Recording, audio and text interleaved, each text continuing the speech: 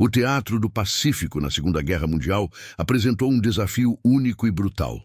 De 1942 a 1945, uma série de ilhas remotas e hostis, como Guadalcanal, Saipan, Peleliu e Iwo Jima, tornaram-se palcos de um conflito de intensidade sem precedentes.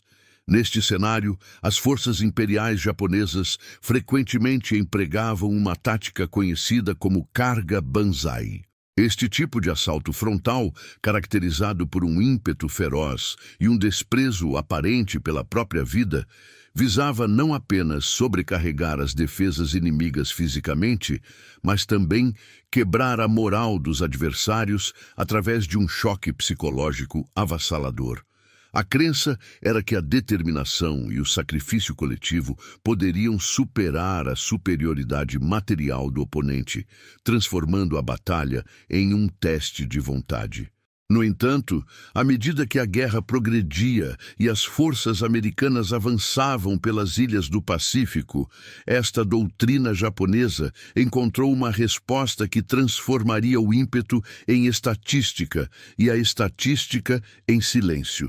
A coordenação de artilharia americana emergiu como uma ferramenta militar implacável, capaz de desmantelar as cargas banzai com uma precisão e poder de fogo devastadores. A fria lógica do cálculo militar americano contrastava diretamente com a fervorosa vontade de combate japonesa, estabelecendo uma antítese crucial no campo de batalha. O período entre 1942 e 1945 foi crucial para o desenvolvimento e aprimoramento desta contra-estratégia. Inicialmente, em ilhas como Guadalcanal, as tropas americanas enfrentaram a brutalidade e a eficácia inicial dos ataques banzai, que muitas vezes resultavam em combates corpo a corpo sangrentos e perdas significativas para ambos os lados. Contudo, a experiência adquirida nesses primeiros confrontos levou a uma reavaliação das táticas defensivas e ao investimento massivo em sistemas de apoio de fogo mais sofisticados e interligados. A necessidade de neutralizar a ameaça das cargas frontais impulsionou a inovação tática.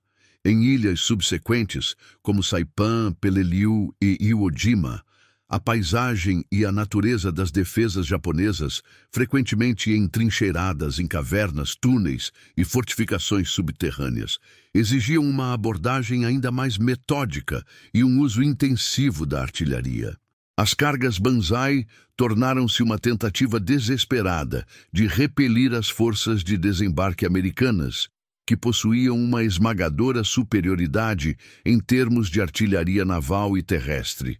O terreno vulcânico e as densas florestas tropicais de algumas dessas ilhas, embora desafiadoras, também permitiram que os observadores de artilharia americanos estabelecessem posições vantajosas para direcionar o fogo com precisão sobre as rotas de ataque inimigas. A coordenação de artilharia americana não se baseava apenas no volume de fogo, mas na sua aplicação sistemática e planejada. O objetivo era transformar a massa de soldados avançando em um problema matemático de probabilidade de acerto e aniquilação. Cada assalto japonês, antes visto como um ato de coragem quase sobre-humana e um desafio moral, passou a ser analisado como um evento previsível, passível de ser neutralizado através da aplicação concentrada e pré-determinada de explosivos. O ímpeto inicial dos atacantes era rapidamente dissipado pela realidade das barragens de artilharia, que desorganizavam as formações, causavam baixas massivas e impediam qualquer avanço coeso além das linhas iniciais. Assim, o que os soldados japoneses esperavam ser um ataque de choque moral, capaz de abalar a determinação americana, tornou-se, na prática, uma marcha em direção a uma morte quase certa. A estatística de que se fala não era apenas o número de baixas, mas a previsibilidade com que essas baixas eram infligidas, transformando a carga banzai de uma tática temível em um ato de suicídio em massa. A Guerra do Pacífico, neste aspecto, tornou-se um confronto entre a vontade inabalável de uma nação e o cálculo frio e letal da engenharia de guerra de outra. Este contraste fundamental moldaria o destino das ilhas e o desfecho do conflito na região. A doutrina por trás dos ataques banzai japoneses era multifacetada, enraizada tanto em uma filosofia cultural profunda quanto em uma estratégia militar específica para o contexto da Guerra do Pacífico. Esses ataques em massa não eram meramente táticas de assalto frontal. Eles representavam uma expressão visceral da cultura militar japonesa e do código de conduta Bushido, que valorizava a honra, o dever e o sacrifício acima da própria vida. A rendição era considerada uma desgraça insuportável, e a morte em combate, especialmente em um assalto glorioso, era vista como o caminho mais honroso para um soldado. O objetivo principal de uma carga banzai era gerar um choque moral e psicológico no inimigo. A ideia era sobrecarregar as defesas adversárias não apenas com um volume massivo de homens, mas com a ferocidade e o aparente desespero dos atacantes, que avançavam com gritos de "Banzai! 10.000 anos!" em referência ao imperador, e uma determinação que parecia desafiar a morte. Esperava-se que tal demonstração de bravura e sacrifício abalasse a moral das tropas inimigas, desorganizasse suas formações e, em última instância, as levasse a recuar ou a quebrar sob a pressão. Para os comandantes japoneses, o ímpeto e o espírito de luta poderiam, em certas circunstâncias, compensar a inferioridade em poder de fogo ou em número de tropas. Essas cargas eram frequentemente executadas em momentos de desespero ou como uma última tentativa de reverter uma situação de batalha desfavorável. Podiam ocorrer em qualquer hora, mas eram particularmente temidas à noite ou nas primeiras horas da manhã, quando a visibilidade era baixa e o elemento surpresa podia ser maximizado. Soldados japoneses, armados com baionetas fixas, espadas e granadas, avançavam em ondas, buscando o combate corpo a corpo e a aniquilação das posições inimigas. A doutrina japonesa acreditava que a força de vontade e a coesão espiritual de seus homens poderiam superar a tecnologia e a artilharia pesada do adversário, transformando a batalha em um teste de resiliência e coragem pura. Contudo, essa filosofia, embora profundamente arraigada, seria confrontada com uma realidade brutal e calculada no campo de batalha do Pacífico. O que os japoneses viam como uma demonstração de espírito indomável, os americanos passariam a ver como uma oportunidade previsível e fatalmente explorável. Diante da ferocidade e do aparente desespero dos ataques banzai japoneses, as forças americanas no Pacífico rapidamente perceberam que a superioridade numérica em armamento, por si só, não bastaria para conter a ameaça. Era preciso uma resposta que transformasse o caos da batalha em uma ciência precisa, capaz de neutralizar o ímpeto inimigo antes que ele pudesse sequer atingir as linhas de defesa. Assim, os Estados Unidos desenvolveram e implementaram uma contra-estratégia inovadora e calculista, centrada em uma rede integrada de observação, comunicação e engenharia de fogo. O cerne dessa resposta americana residia na montagem de redes de observadores avançados, na utilização eficiente de rádios para comunicação instantânea e na aplicação rigorosa de planilhas de tiro detalhadas. Esses três componentes, operando em sincronia, transformaram o campo de batalha em um tabuleiro de xadrez militar pré-calculado, onde cada movimento inimigo podia ser antecipado e contrariado com uma barragem de artilharia devastadora. A visão estratégica dos observadores avançados era o primeiro elo crucial dessa cadeia. Conhecidos como FOs, Forward Observers, esses soldados eram frequentemente oficiais de artilharia ou infantaria com treinamento especializado, posicionados em locais de vantagem tática. Isso incluía elevações do terreno, árvores altas ou mesmo posições perigosamente próximas às linhas inimigas. Equipados com binóculos, telêmetros, bússolas e mapas detalhados, sua missão era identificar com precisão os movimentos das tropas japonesas, especialmente a formação de cargas Banzai. Eles eram os olhos da artilharia, fornecendo coordenadas geográficas exatas e descrições do alvo, permitindo que as baterias de apoio de fogo agissem com rapidez e precisão. A capacidade de discernir a formação de um ataque Banzai e reportar suas coordenadas em tempo real era vital para a eficácia da resposta. A comunicação instantânea via rádios era o segundo pilar fundamental.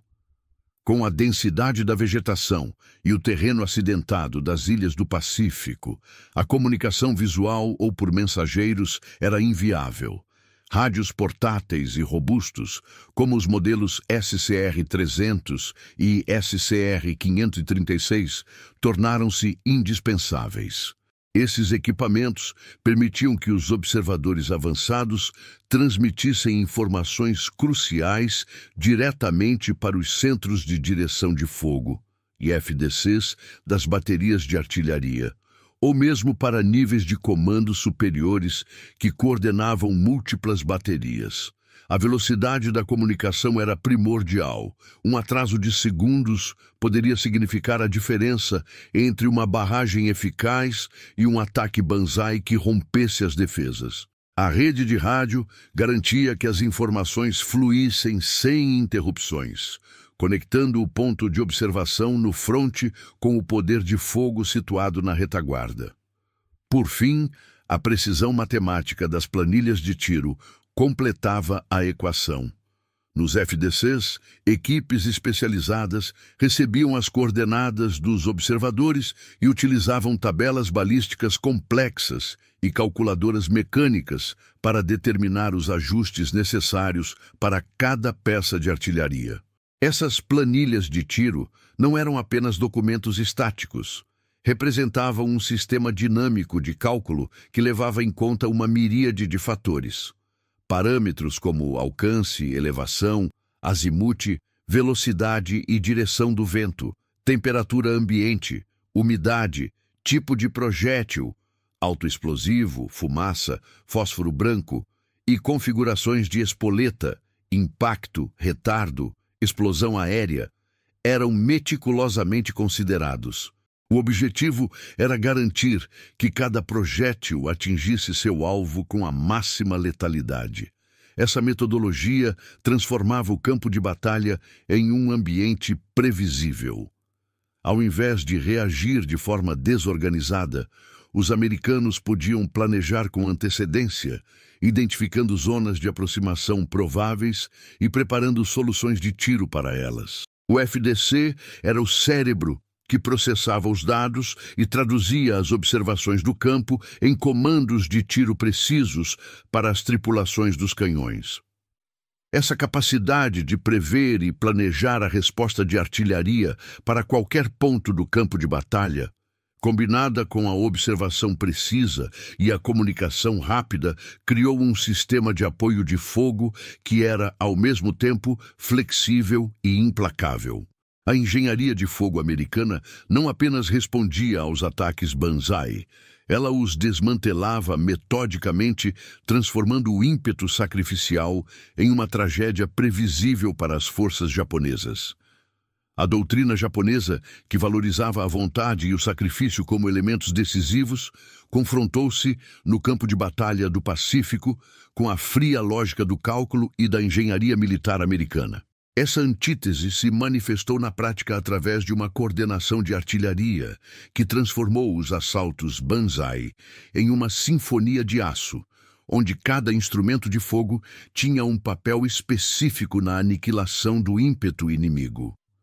A mecânica dessa coordenação não era aleatória, mas um processo meticulosamente planejado e executado em camadas, visando desmantelar a ofensiva japonesa progressivamente. O primeiro elemento dessa defesa em camadas eram as metralhadoras. Posicionadas estrategicamente em pontos de vantagem, com campos de tiro interligados, as metralhadoras americanas, como as Browning M1919 e M2, não tinham apenas a função de suprimir o fogo inimigo ou causar baixas aleatórias. Seu papel primordial era o de canalizar as tropas japonesas. Ao abrir fogo contínuo e preciso sobre as rotas de avanço esperadas, elas criavam corredores de morte, forçando os atacantes a se desviarem para zonas específicas e pré-determinadas. Essa tática quebrava a formação inicial das cargas Banzai, impedindo que alcançassem as linhas americanas em massa e concentrando-as em áreas onde o próximo estágio do poder de fogo poderia ser aplicado com máxima eficácia. As rajadas de metralhadora eram o sinal inicial da resposta americana, um aviso de que o terreno à frente estava sob controle e que qualquer avanço desordenado seria direcionado para armadilhas letais. Uma vez que as tropas japonesas eram canalizadas para essas zonas de engajamento, os morteiros entravam em ação para fixar suas posições. Os morteiros de 60 mm e 80 mm, com sua capacidade de tiro em trajetória curva, eram ideais para atingir inimigos que tentavam buscar cobertura em depressões do terreno, atrás de rochas ou em pequenas fortificações de campanha, onde o fogo direto das metralhadoras poderia ter dificuldade de penetração. As barragens de morteiros impediam qualquer tentativa de reagrupamento ou de avanço coordenado, forçando os soldados japoneses a se manterem agachados ou a buscarem abrigo inadequado, tornando-os vulneráveis e estagnando seu ímpeto. O fogo de morteiro tinha um efeito desmoralizante e desorganizador, transformando o avanço em um dilema: permanecer exposto ao fogo indireto ou tentar avançar sob o risco de ser novamente canalizado e fixado. A precisão e a rapidez com que esses projéteis caíam, muitas vezes sem aviso prévio, eram cruciais para manter a pressão e preparar o terreno para a fase final. Por fim, a tarefa de finalizar o trabalho cabia aos obuses de artilharia, como os de 75 mm, 105 mm e 150 mm, frequentemente apoiados por tiros de navios de guerra. Uma vez que as tropas japonesas eram canalizadas pelas metralhadoras e fixadas pelos morteiros em zonas de morte pré-calculadas, os observadores avançados transmitiam as coordenadas exatas para os centros de direção de fogo. Em questão de segundos, uma barragem devastadora de projéteis de alto explosivo, HAE, era desencadeada sobre a área.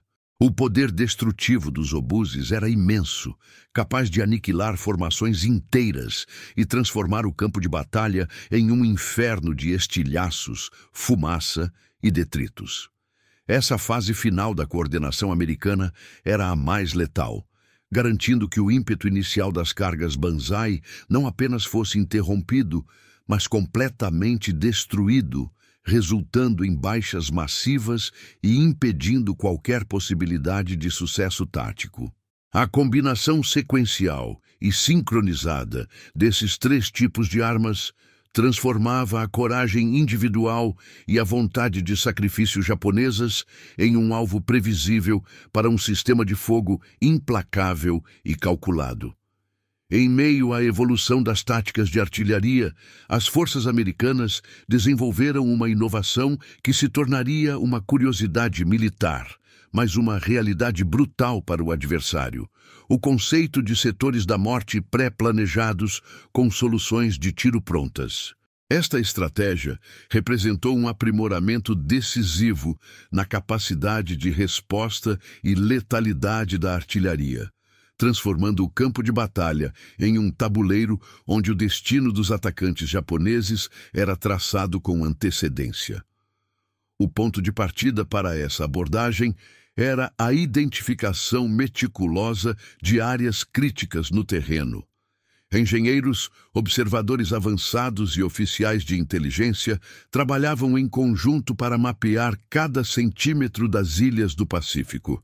Eles analisavam rotas de aproximação, prováveis para ataques inimigos, pontos de concentração de tropas, possíveis linhas de contra-ataque e até mesmo áreas onde o terreno ofereceria cobertura temporária aos japoneses. Essas zonas eram então designadas como setores de fogo ou zonas de morte. Uma vez que esses setores eram identificados, o trabalho de engenharia de fogo começava. Para cada um desses pontos geográficos específicos, as baterias de artilharia americanas calculavam antecipadamente as soluções de tiro completas. Isso significava que todos os parâmetros necessários para disparar um projétil com precisão máxima para aquela área específica eram determinados de antemão. Incluíam o azimute, direção horizontal, a elevação do canhão, o tipo e a quantidade de carga propulsora, o tipo de projétil a ser utilizado, geralmente autoexplosivo ou fósforo branco, e a configuração da espoleta, instantânea, com retardo ou de explosão aérea. Esses cálculos eram exaustivos e levavam em conta fatores ambientais, como a temperatura do ar, a umidade e a pressão barométrica, que podiam afetar a trajetória do projétil. As soluções de tiro pré-calculadas eram então compiladas e armazenadas nos centros de direção de fogo, FDCs, de cada bateria ou batalhão de artilharia. Frequentemente, eram organizadas em cadernos, fichários ou cartões de referência rápida, permitindo que os artilheiros acessassem as informações necessárias em questão de segundos. A ideia era eliminar a necessidade de realizar cálculos complexos sob o estresse do combate, reduzindo drasticamente o tempo de resposta entre a detecção do inimigo e o impacto da barragem de artilharia. Esse sistema transformava a artilharia de uma ferramenta reativa em um mecanismo de defesa proativo e quase automático. A eficiência desse sistema era sua maior vantagem. Quando um observador avançado detectava a formação de uma carga banzai japonesa em um dos setores pré-planejados, ele não precisava transmitir uma série de coordenadas e esperar por cálculos. Bastava um código no rádio, uma palavra-chave ou um número que identificava o setor específico, e as baterias de artilharia já tinham todas as informações para abrir fogo. Esse código era o gatilho para desencadear uma barragem de projéteis de alto explosivo, ou HE, onde quer que viesse a onda de atacantes. A simplicidade e a rapidez desse processo eram cruciais, pois as cargas banzai dependiam da velocidade e do choque para serem eficazes. A capacidade de chover HE instantaneamente sobre um setor pré-determinado significava que os soldados japoneses, muitas vezes avançando com apitos e gritos, se viam de repente sob um fogo de artilharia maciço e devastador, antes mesmo de conseguir cobrir uma distância significativa. O elemento surpresa, que era parte integrante da tática banzai, era completamente anulado pela resposta calculada e pré-programada. As formações densas dos atacantes, que buscavam a força do número, tornavam-se alvos ideais para os projéteis de artilharia, que causavam baixas em massa e desintegravam qualquer coesão tática. Esta curiosidade extra da engenharia militar americana não era apenas uma inovação técnica, era uma mudança fundamental na forma como a guerra era travada no Pacífico. Ela transformou o campo de batalha em um ambiente onde o ímpeto e a coragem individual eram confrontados por um sistema impessoal e implacável de aniquilação. A preparação meticulosa e a capacidade de resposta quase instantânea garantiram que as cargas banzai, antes temidas por seu poder de choque, se tornassem previsíveis e suicidas, acelerando o colapso das defesas japonesas e o avanço americano. O impacto das táticas americanas de artilharia coordenada sobre os ataques banzai japoneses resultou em um cenário de destruição e perda humana que se tornou emblemático do inferno no Pacífico. As consequências eram visíveis não apenas nas paisagens desoladas das ilhas, mas também nas estatísticas brutais que acompanhavam cada tentativa de assalto japonês. Os números de impacto revelavam uma realidade sombria para as forças imperiais. Cargas Banzai, que envolviam centenas de soldados, frequentemente terminavam com apenas alguns poucos sobreviventes, e barragens cronometradas eram capazes de desmantelar ofensivas inteiras em questão de minutos. Quando as tropas japonesas se lançavam em uma carga Banzai, o som inicial era muitas vezes o de apitos e gritos de guerra que ecoavam ao longe através da densa vegetação ou do terreno rochoso das ilhas. Esses sons, carregados de uma determinação sacrificial, eram o prelúdio de um assalto frontal, uma tentativa desesperada de romper as linhas americanas através de um choque massivo e desmoralizante. Para os soldados americanos nas trincheiras e posições defensivas, esses gritos eram um aviso imediato, um sinal inconfundível de que uma onda de ataque estava a caminho. No entanto, a resposta americana não era de pânico, mas de um sistema de fogo pré-calculado e implacável. Segundos depois dos primeiros apitos e gritos serem detectados pelos observadores avançados, o campo de batalha se transformava. O horizonte, que momentos antes podia ter sido um emaranhado de selva ou uma paisagem lunar de crateras, virava uma costura de fogo laranja e aço estalando no ar.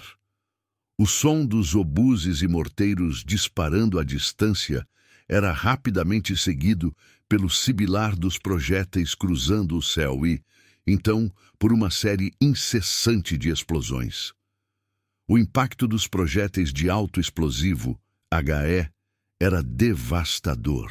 Cada explosão lançava estilhaços de metal a velocidades letais em todas as direções, capazes de perfurar carne, osso e até mesmo abrigos leves. A força concussiva das detonações era suficiente para desorientar, atordoar e incapacitar soldados, mesmo aqueles que não eram atingidos diretamente pelos estilhaços. As barragens de artilharia eram tão intensas e concentradas que o terreno era literalmente revirado. Árvores eram desintegradas, rochas pulverizadas e o solo transformado em um pântano de lama e detritos. A fumaça e a poeira levantadas pelas explosões obscureciam a visibilidade, adicionando um elemento de caos e terror ao cenário. Sob essa chuva de aço e fogo, as formações densas dos atacantes japoneses, que buscavam a força do número, tornavam-se alvos ideais para a artilharia. Cada projétil que caía em meio a uma concentração de soldados causava múltiplas baixas, transformando o avanço em um massacre. A falta de cobertura adequada e a doutrina de avanço frontal tornavam a fuga ou a dispersão quase impossíveis, selando o destino de muitos. Os relatos de veteranos e os registros históricos confirmam a escala da carnificina. Em batalhas como as de Saipan ou Iwo Jima, onde as cargas Banzai foram empregadas em grande escala, a artilharia americana, juntamente com o fogo de metralhadoras e morteiros, era capaz de dizimar batalhões inteiros em minutos. Um ataque que começava com 500 ou 1.000 homens podia ser reduzido a dezenas de sobreviventes em questão de 10 a 15 minutos de barragem intensa. A eficácia era tal que as tropas japonesas, mesmo com sua lendária determinação, não conseguiam manter a coesão ou o ímpeto necessários para sequer se aproximar das linhas defensivas americanas. As ondas de atacantes eram cortadas antes que pudessem causar qualquer impacto significativo. A realidade do inferno no Pacífico era, portanto, uma combinação de terror sensorial e aniquilação estatística. O cheiro de pólvora e carne queimada impregnava o ar, misturado ao grito dos feridos e ao rugido contínuo das explosões. O campo de batalha se tornava um cenário de corpos mutilados, armas destruídas e a completa desorganização de qualquer força de ataque. Para os poucos que conseguiam sobreviver a uma barragem, a moral estava irremediavelmente quebrada. A visão de seus companheiros sendo pulverizados por um poder de fogo invisível e implacável transformava a coragem em desespero e a vontade de lutar em um instinto primário de sobrevivência, muitas vezes levando à retirada caótica ou à tentativa de se esconder em meio aos escombros. Esse era o resultado direto da coordenação de artilharia americana, a transformação de um assalto humano, baseado em ímpeto e sacrifício, em um problema de balística e probabilidade de acerto. A costura de fogo laranja e aço estalando no ar não era uma imagem poética, mas a descrição precisa de um sistema militar que havia dominado a arte da destruição em massa, fazendo com que cada carga banzai se tornasse uma sentença de morte executada com precisão mecânica. O que era para ser um choque moral para o inimigo, tornou-se um espetáculo de horrores para os próprios atacantes, cujos números eram impiedosamente reduzidos a meras frações de seus contingentes originais, impactando diretamente o curso das batalhas subsequentes. Diante dessa resposta implacável e precisa, a tática Banzai, que antes representava uma ameaça psicológica e física significativa, perdeu sua eficácia original e transformou-se em um ato quase suicida para as tropas japonesas. A previsibilidade da reação americana, baseada em observação rigorosa e barragens de artilharia pré-planejadas, anulava o elemento surpresa e o choque moral que eram essenciais para o sucesso desses assaltos. O que era concebido como um ato de bravura e sacrifício se tornou uma marcha em direção à aniquilação sistemática. A ineficácia das cargas Banzai resultou em um colapso moral progressivo entre as fileiras japonesas. A repetição de ataques que terminavam em massacres, sem qualquer ganho tático significativo, minava a crença na doutrina que valorizava o sacrifício cego. Soldados, mesmo imbuídos do código Bushido, começaram a questionar a lógica de avançar contra um poder de fogo tão esmagador e coordenado. A visão constante de seus companheiros sendo dizimados por um inimigo que parecia invulnerável ao ímpeto humano gerava desespero e uma sensação de futilidade. O custo humano catastrófico de cada carga, com centenas de vidas perdidas em minutos, tornou-se insustentável. As unidades japonesas eram reduzidas a fragmentos, e a capacidade de repor essas perdas em um teatro de guerra isolado e com linhas de suprimento precárias era quase nula. Essa perda de magia e a transformação do Banzai em uma sentença de morte tiveram uma consequência direta e profunda no curso da Guerra do Pacífico. Com a neutralização de uma de suas principais táticas ofensivas, as defesas japonesas tornaram-se mais vulneráveis. O avanço americano, que antes era retardado por combates corpo a corpo prolongados e a necessidade de superar a ferocidade dos assaltos Banzai, acelerou significativamente através das ilhas do Pacífico. As campanhas em Saipan, Peleliu e Iwo Jima, embora ainda sangrentas, viram a artilharia americana desempenhar um papel decisivo na quebra da resistência japonesa, permitindo que as forças de desembarque consolidassem suas posições com maior rapidez.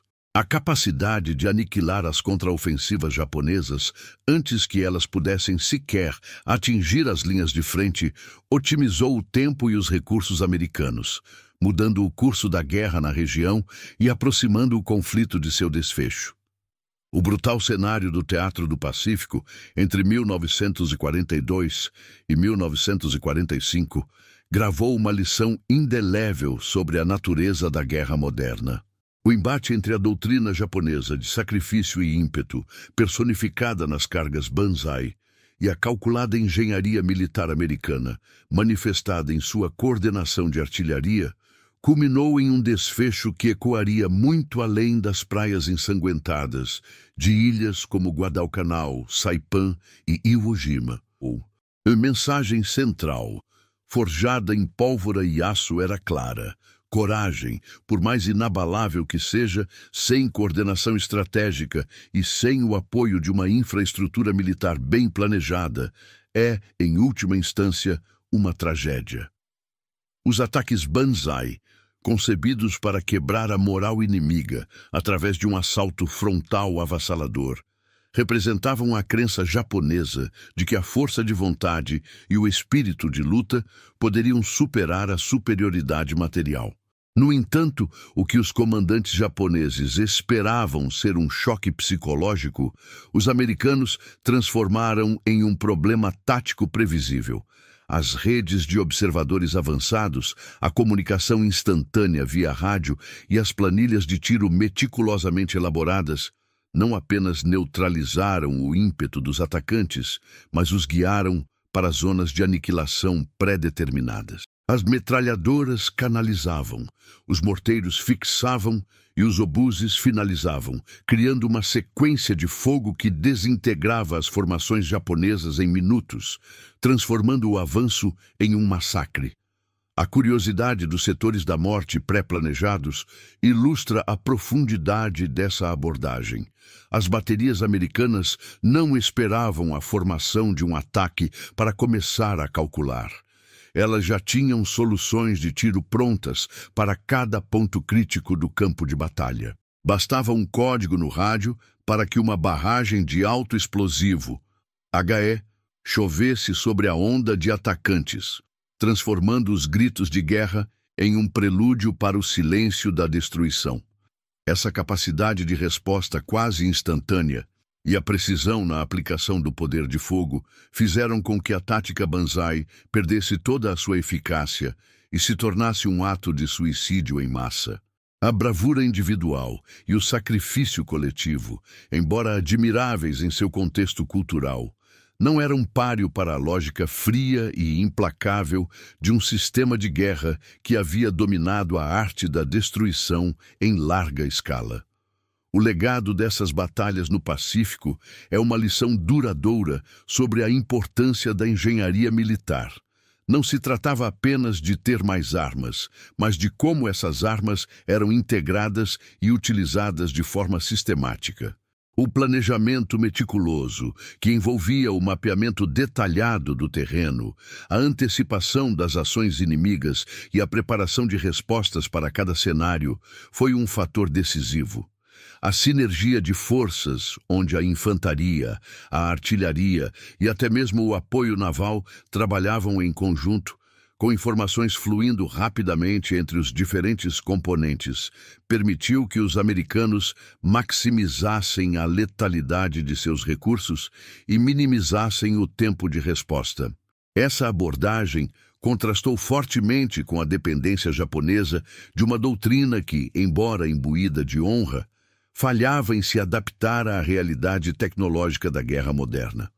O sacrifício cego e a determinação pura, sem o respaldo de uma estratégia flexível e de uma infraestrutura logística e de comunicação robusta, levaram a perdas humanas catastróficas e, em última instância, à aceleração do avanço americano através das ilhas do Pacífico. A capacidade de transformar o ímpeto inimigo em estatística e estatística em silêncio não foi um mero acaso, mas o resultado de um investimento maciço em tecnologia, treinamento e planejamento. Os Estados Unidos, ao confrontar as cargas Banzai com essa resposta coordenada, não apenas venceram batalhas cruciais, mas escreveram isso em pólvora como um testemunho da nova face da guerra. A era em que a coragem individual poderia, por si só, decidir o destino de um conflito estava chegando ao fim. Em seu lugar, emergiu a primazia da estratégia, da tecnologia e da coordenação. A lição do Pacífico é que na guerra moderna, o valor da estratégia e da tecnologia não reside apenas em seu poder bruto, mas na inteligência e na precisão com que são aplicadas. A capacidade de transformar o caos em cálculo, o ímpeto em alvo e a vontade em tragédia redefiniu o campo de batalha e moldou o futuro dos conflitos armados, enfatizando que a vitória muitas vezes pertence não apenas aos mais bravos, mas aos mais bem preparados e coordenados.